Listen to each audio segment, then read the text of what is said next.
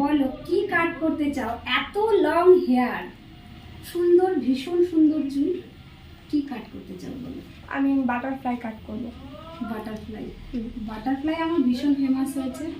আর butterfly কোথাও এখনো পর্যন্ত দেখিনি, যত আমার কাছে কাট হচ্ছে। তো এত বড় হেয়ারে আমিও প্রথম বাটারফ্লাই করব।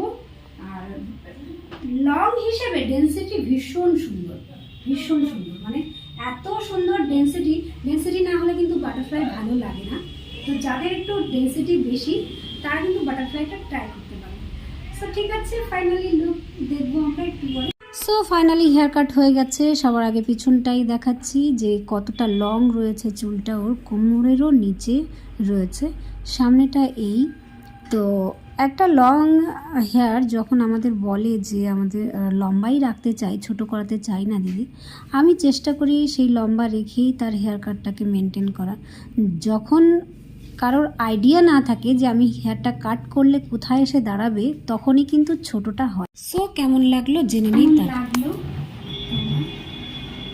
খুব সুন্দর, মানে এত সুন্দর আমি বলে বোঝাতে পারবো না, কারণ আমি ভাবিনি এত সুন্দর হবে, কিন্তু আমার ভাবনার থেকে অনেক বেশি বেশি সুন্দর। আমাকে লেন্থ দেখিয়ে বলেছিল আমার লেন্থ যেন ছোট না হয়, একদম এই লেন্থেই রাখতে হবে। আমি একটু প্রথমে ভাবছিলাম যে কতটা সুন্দর দিতে পারবো। আর ডেন্সিটি এত ভালো যে এতটা লং হেয়ারেও কিন্তু সম্ভব হয়েছে বাটারফ্লাই কাট দেওয়া। তো বাটারফ্লাই একটু ছোট ছোট হলেই বেশি ভালো লাগে, কিন্তু এত লং হেয়ারে আমারও এই প্রথম অভিজ্ঞতা। এবং এত ডেন্সিটি না হলে হয়তো আমার হাতেও এটা সম্ভব হতো না। তো অনেক থ্যাংক ইউ আমাকে ট্রাস্ট করার জন্য।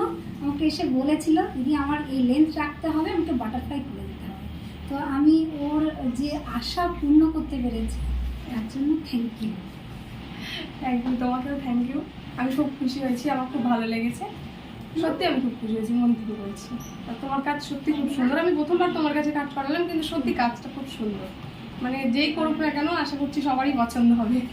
থ্যাংক ইউ, সবাইকে ওয়েলকাম রইল।